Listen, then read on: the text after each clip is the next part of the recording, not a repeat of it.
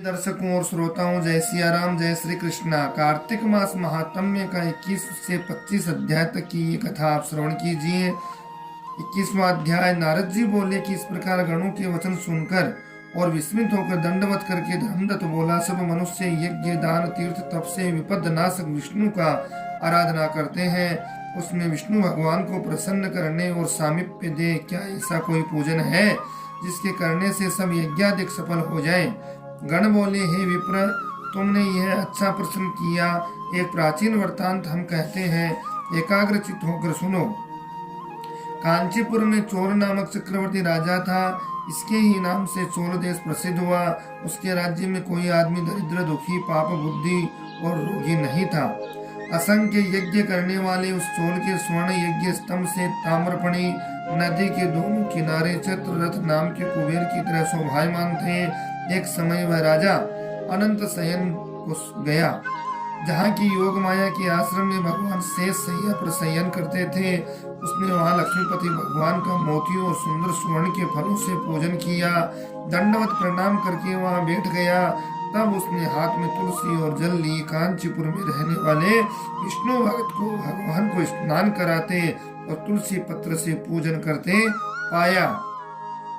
उनके ऊपर ब्राह्मण द्वारा चढ़ाए गए तुलसी दल से उसके रत्न रखे गए। ये देखकर राजा कुपित होकर बोला, यहाँ माणिक सुवर्ण से मैंने पूजा की है, विष्णुदास वह सब तुलसी पत्रों से तुमने क्यों ढक दिया? तुम विष्णु की भक्ति नहीं जानता, ढोंगी है जो तुम मेरी शोभा युक्त पूजा को ढकता है। तब वह ब्राह्मण राजा के गौरव को तुच्छ समझकर बोला, हे राजन, तू भी भक्ति को नहीं जानता, तुझे राज्य लक्ष्मी का घमंड है। तूने पहले कितना विष्णु व्रत किया है? गण बोले, ब्राह्मण का वचन सुनकर और हंसकर राजा गर्व सहित वचन कहने लगा कि तू भक्ति का गर्व करता है तो बता, तू दरिद्र की भक्ति कितनी है? विष्णु को प्रसन्न करने वाले यज्ञ दान आदि तूने नहीं किए, न पहले तेने कोई मंदिर ही बनवाया।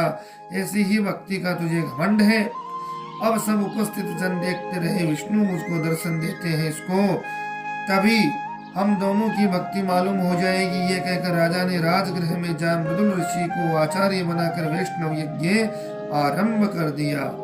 उस यज्ञ में बहुत से ऋषि आए, बहुत सा अन्न धन संपत्ति लगाया गया।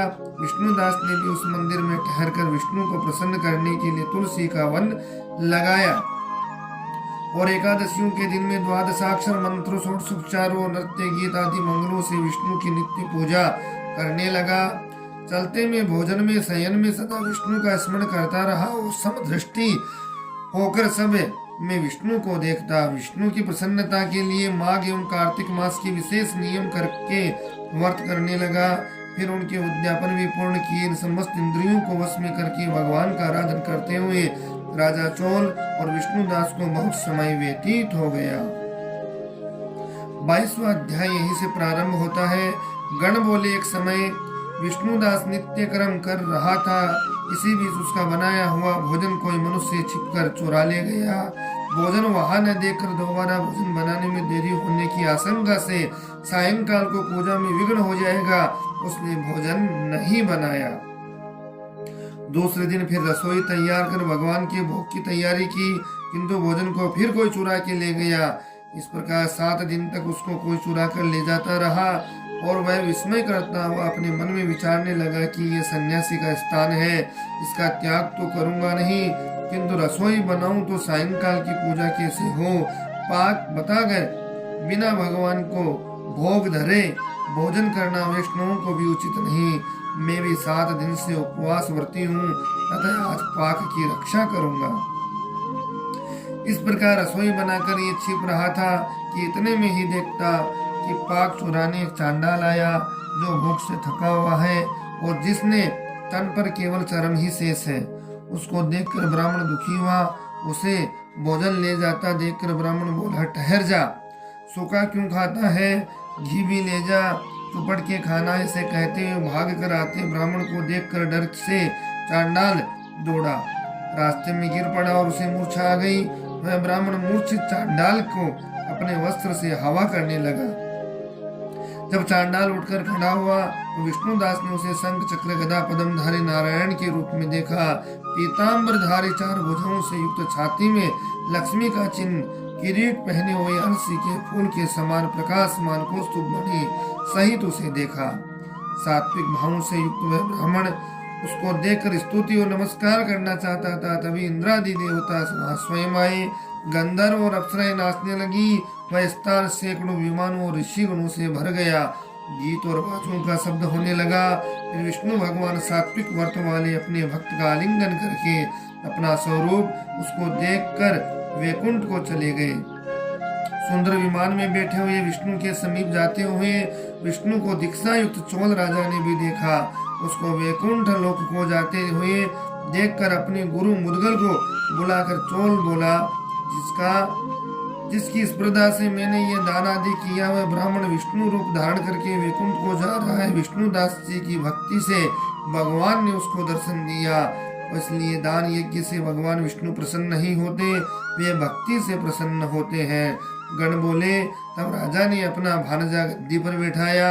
वह बचपन से ही यज्ञ की दीक्षा में रहा था, इसी से उसके कोई पुत्र नहीं हुआ था। इससे अब तक उसके देश में भानजे ही राज्य के अधिकारी होते थे। चोल अपनी यज्ञशाला में जाकर अग्नि के आगे स्थित होकर विष्णु भगवान से प्रार्थना करने लगा, हे विष्णु, मुझको वाणी और कर्म से स्थित भक्ति दे।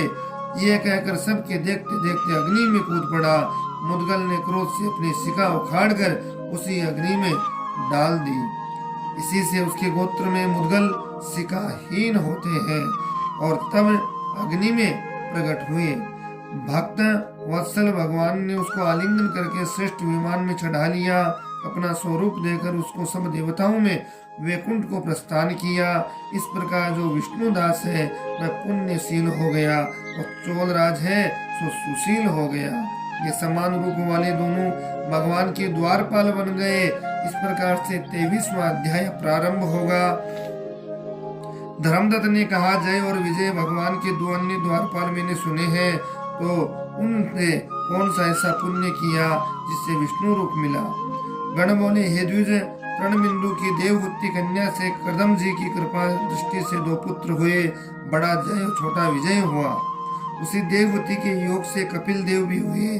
जय और विजय ने समस्त इंद्रियों की वृत्तियों को विष्णु की भक्ति में लगा दी, जिससे वे बड़े धर्मशील हुए।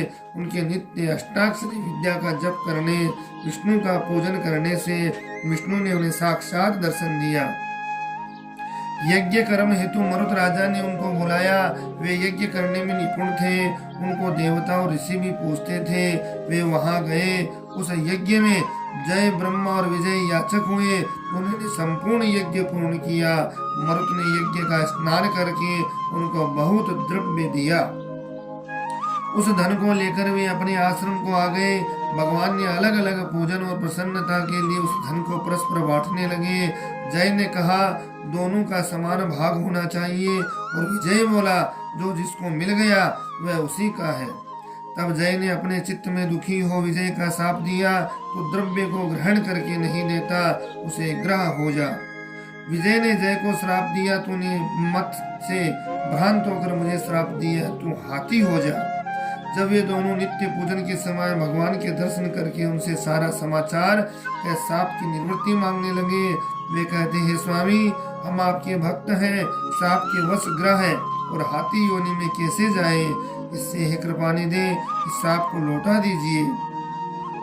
श्री भगवान बोले कि मेरे भक्तों का वचन कभी मिथ्या न होगा, मैं उसको कभी नहीं लौटा सकता। पहले प्रहलाद के लिए खम्भ से प्रकट हुआ था, फिर अम्बरीश के वचन से 10 प्रकार से प्रकट हुआ था, और इसलिए तुम दोनों अपने अपने किए हुए श्रापों का अनुभव करके ही मेरे पद को प्राप्त होगे। ये कहकर हरि अंतर ध्यान हो गए। गण बोले, फिर वे दोनों ग्रह और गज बने। कार्तिक पूर्णिमा के दिन गंडकी नदी में स्नान करने के लिए गजराज गए। उस शाप के कारण ग्रह ने उस गज का पैर पकड़कर लिया। ग्रह से पकड़े हुए हाथी ने कातरवाणी में विष्णु का स्मरण किया। शंख चक्र गदाधारी विष्णु भगवान प्रकट हुए। भगवान ने चक्र से ग्रह को मारकर उन दोनों का उद्धार किया। अपने रूप देकर उन्हें वैकुंठ ले गए। तभी से वह स्थान हरि क्षेत्र हो गया। चक्र के लगने से वहां के पत्थरों में जो चिन्ह देखे जाते हैं, हे ब्राह्मण, वे दोनों जय और विजय इस प्रकार संसार में प्रसिद्ध हुए कि वे दोनों विष्णु के प्यारे होकर उनके द्वार पर रहते हैं। इससे हे धर्मज्ञ, तू भी नित्य विष्णु भगवान के व्रत में स्थित होकर मत्सरता और कपट छोड़कर समदर्शी हो जा। सदा तुला, मकर और मेष के सूर्य में प्रातः काल स्नान कर एकादशी का व्रत और तुलसी के वन का पालन किया कर। ब्राह्मण, गौर वैष्णव की सेवा करना, सदा मसूर, कंजी, बैंगन का त्याग करना। इस प्रकार हे धर्मदत्त, इस देह का अंत होने पर भी हमारी तरह विष्णु भगवान को परम पद को प्राप्त जाओगे। जन्म से किए गए इस व्रत से यज्ञ, दान, तीर्थ ये कोई अधिक नहीं है। हे ब्राह्मणे, मैं श्रेष्ठ, तुम धन्य हो, क्योंकि तुमने ये व्रत किया जिसके आधे फल को पाकर कलह हमारे संग विष्णु लोक को जा रही है। नारद जी बोले, इस प्रकार धर्मदत्त ने कहकर विमान में बैठकर वे दोनों कलह समेत वैकुंठ को चले गए। धर्मदत्त भी विश्वास युक्त उन व्रतों को करता रहा। अंत में देहांत होने पर दोनों स्त्रियों के साथ वैकुंठ को गया। इस इतिहास को जो पुरुष सुनता है या सुनाता है और जगत गुरु की कृपा से भगवान के समीप पहुंचाने वाली भक्ति उसे प्राप्त होती है। इस प्रकार से अभी 24वां अध्याय प्रारंभ हो रहा है। प्रथु बोले, कृष्णावेणी के तट से शिव और विष्णु के गणों ने वैसे के शरीर से कलह निकाली, आपने उसको बचाया। तो ये उन नदियों के प्रभाव से हुआ अथवा उस क्षेत्र की महिमा के कारण? हे धर्मज्ञ, इसमें हमको बड़ा संदेह है। हमसे कहो नारद जी। बोले, कृष्णा साक्षात कृष्णा का शरीर है, वेणी शिव जी का स्वरूप है। इसके प्रभाव को चतुर्भुज ब्रह्मा भी नहीं कह सकता, तो भी उनकी उत्पत्ति को मैं आपसे कहूंगा। उसको सुने। पहले चाक्षुषा मनवंत्र में ब्रह्मा जी ने रमणीक सही आदि के शिखर पर यज्ञ करना चाहा। यज्ञ की सामग्री इकट्ठी करके देवगणों के साथ वह विष्णु और महादेव को संग लेकर जब शिखर पर जा पहुँचे, ब्रह्म देवत मुहूर्त में भृगु आदि ने उनकी दीक्षा विधान के लिए प्रीति पूर्वक समाज की और उनकी स्वरा नाम की पत्नी को बुलाया, लेकिन उसने वहां आने में विलंब लगाया।